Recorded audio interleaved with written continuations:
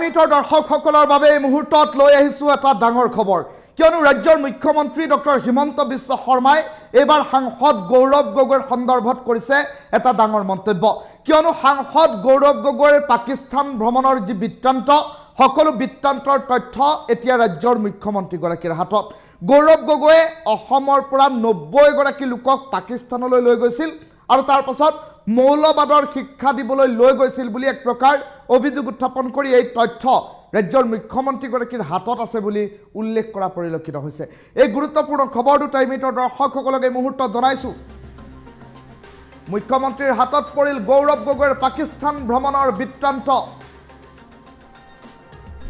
90টা ল'ৰা ছোৱালীক 15 দিন পাকিস্তানত ৰাখি কি কৰিছিল গৌৰৱ গগৈয়ে সকলো কথা এতিয়া ৰাজ্যৰ মুখ্যমন্ত্ৰীগৰাকীয়ে জানে গৌৰৱ গগৈ 15 দিন পাকিস্তানলৈ গৈছিল 15 দিন থাকি আহিছিল পাকিস্তানত গৌৰৱ গগৈৰ পত্নীয়ে 19 বাৰ ভাৰত আৰু পাকিস্তানৰ মাজৰে অহা যোৱা কৰিছে সেই কথাও উল্লেখ কৰিছে 2-3 বাৰ পাকিস্তান আৰ্মিৰ মানুহকো লগ কৰিছে গৌৰৱ গগৈয়ে তেওঁ আগতে পাকিস্তানত চাকৰি কৰিছিল এয়া গৌৰৱ গগৈৰ পত্নীৰ বিষয়ে উল্লেখ কৰিছে ৰাজ্যৰ মুখ্যমন্ত্ৰীগৰাকীয়ে দিল্লীলৈ আহি আন এটা এনজিঅ'টো চাকৰি কৰিছিল গৌৰৱ গগৈৰ পত্নীয়ে কিন্তু দৰমহাটো পাকিস্তানে দি থাকে তেওঁ সেই কথাও ৰাজ্যৰ মুখ্যমন্ত্ৰীগৰাকীয়ে সুস্পষ্টকৈ উল্লেখ কৰিছে আৰু এগৰাকী সাংসদে নিজৰ ল'ৰা ছোৱালীৰ পাছপোৰ্ট সাৰেন্ডাৰ কৰোৱাইছে মুখ্যমন্ত্ৰী হিমন্ত বিশ্ব শৰ্মাই দিলে গৌৰৱ গগৈৰ সন্দৰ্ভত বিস্তৃত তথ্য গৌৰৱ গগৈ পাকিস্তান ভ্ৰমণ সন্দৰ্ভত এতিয়া মুখ্যমন্ত্ৰীৰ হাতত পৰিছে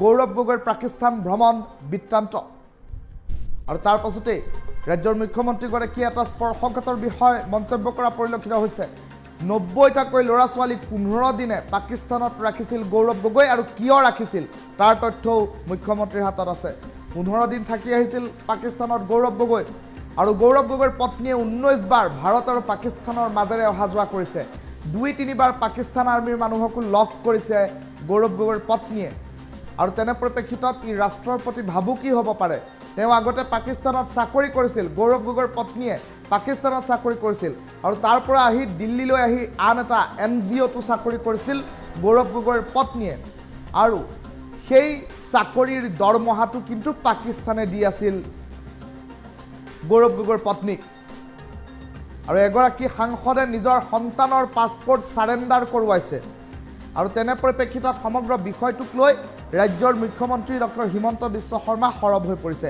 ৰাজ্যৰ মুখ্যমন্ত্ৰী ডক্টৰ হিমন্ত বিশ্ব শৰ্মাৰ এটা গুৰুত্বপূৰ্ণ মন্তব্য আছে বিষয়টোৰ সন্দৰ্ভত প্ৰথমে মন্তব্য শুনাই লৈছোঁ তাৰ পাছতে সমগ্ৰ বিস্তৃত তথ্য সবিস্তাৰে টাইমিটৰ দৰ্শকসকললৈ আগবঢ়াম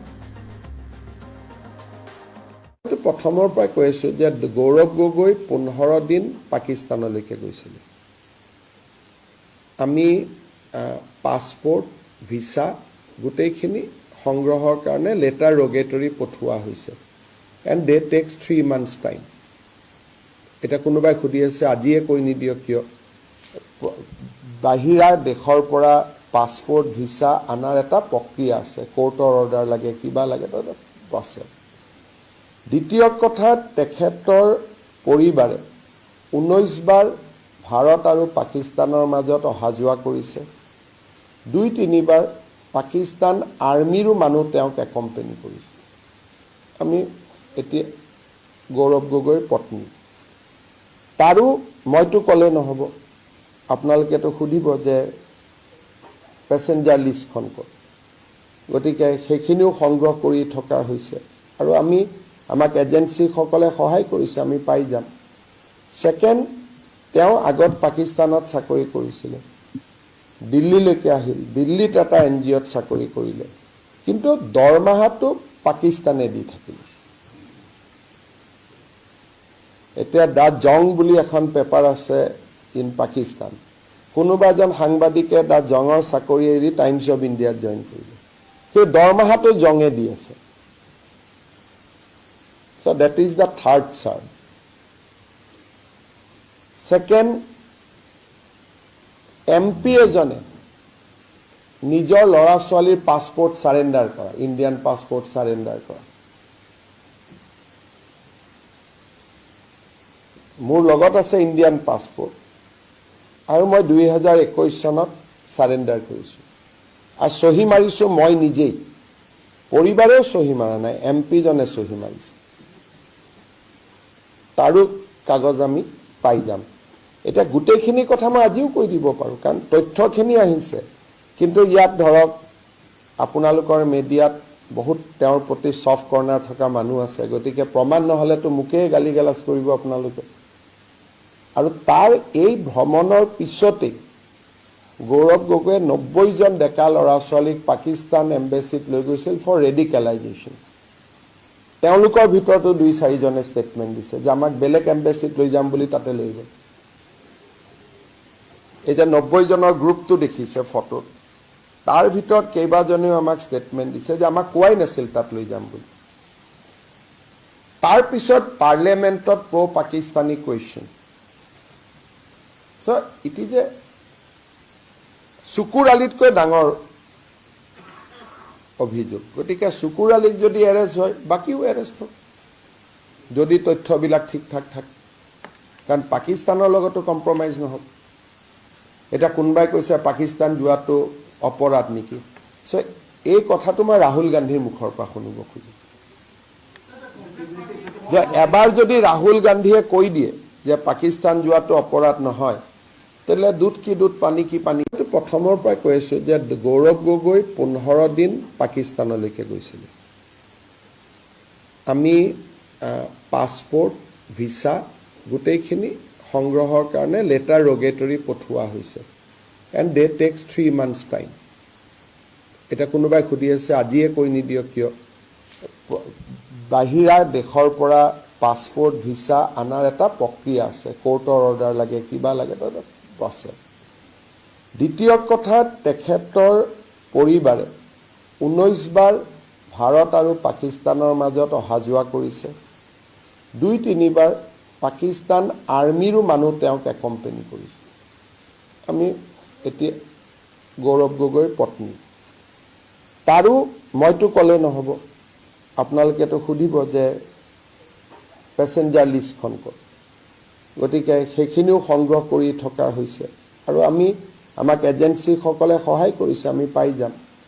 ছেকেণ্ড, তেওঁ আগত পাকিস্তানত চাকৰি কৰিছিলে, দিল্লীলৈকে আহিল, দিল্লীত এটা NGOত চাকৰি কৰিলে, কিন্তু দৰমহাটো পাকিস্তানে দি থাকিলে।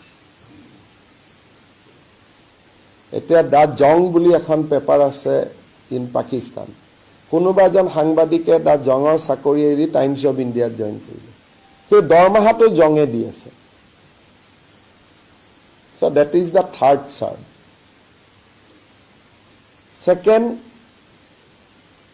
MP এজনে নিজৰ ল'ৰা ছোৱালীৰ পাছপৰ্ট সাৰেণ্ডাৰ কৰা, ইণ্ডিয়ান পাছপৰ্ট সাৰেণ্ডাৰ কৰা। মোৰ লগত আছে ইণ্ডিয়ান পাছপৰ্ট আৰু মই 2021 চনত সাৰেণ্ডাৰ কৰিছোঁ আৰু চহী মাৰিছোঁ মই নিজেই, পৰিবাৰেও চহী মাৰা নাই, MP জনে চহী মাৰিছে। তাৰো কাগজ আমি পাই যাম।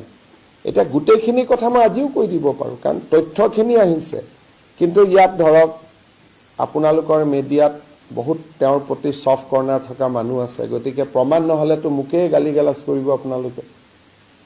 আৰু তাৰ এই ভ্ৰমণৰ পিছতেই গৌৰৱ গগৈয়ে 90 জন ডেকা ল'ৰা ছোৱালীক পাকিস্তান এম্বেচিত লৈ গৈছিল ফৰ ৰেডিকেলাইজেশ্যন। তেওঁলোকৰ ভিতৰতো 2-4 জনে ষ্টেটমেণ্ট দিছে যে আমাক বেলেগ এম্বেচিত লৈ যাম বুলি তাতে লৈ গ'ল। এই যে 90 জনৰ গ্ৰুপটো দেখিছে ফটোত, তাৰ ভিতৰত কেইবাজনেও আমাক ষ্টেটমেণ্ট দিছে যে আমাক কোৱাই নাছিল তাত লৈ যাম বুলি। তাৰপিছত পাৰ্লিয়ামেণ্টত pro' Pakistani question. So' it is a চকুৰ আলিতকৈ ডাঙৰ